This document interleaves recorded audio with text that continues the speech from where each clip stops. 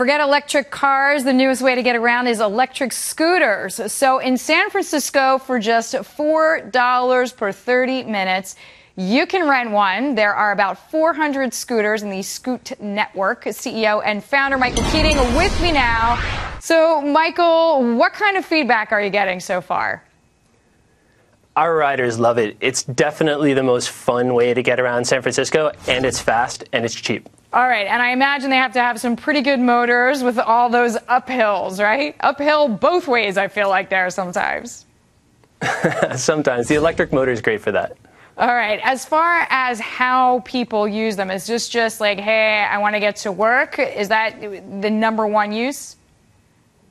That's our biggest use, but a lot of people just try it because they want to try riding a motorbike. It doesn't require a motorcycle license, so folks will try it, and then they'll get hooked, and then they'll start riding it to work or going to the gym or going to the grocery store. People are using it for all kinds of things. And how do you train people up? I mean, is it difficult to shift gears? Because I know learning how to ride a motorcycle, it takes a little time. Well, these actually aren't motorcycles. They're really mopeds, and they're almost like riding a bike, except instead of pedals, you just twist the hand grip and it goes. So top speed 30 miles an hour, you can learn by watching a video on our website, or we'll give you an in-person lesson if you'd rather do it that way. All right, so Michael, let's just say, and I know San Francisco a little bit, everybody goes to work around a certain time. How do you make sure that there's scooters around the city? Are you going up in trucks and just replacing them?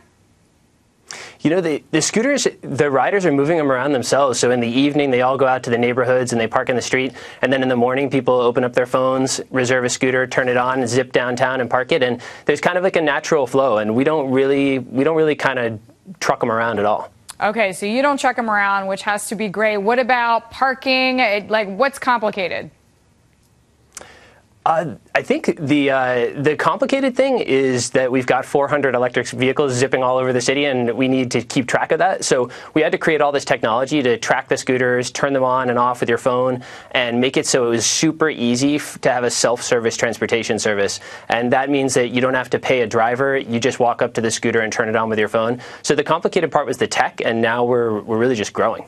That sounds great. And how long did it take you to build that, the back end, so to speak?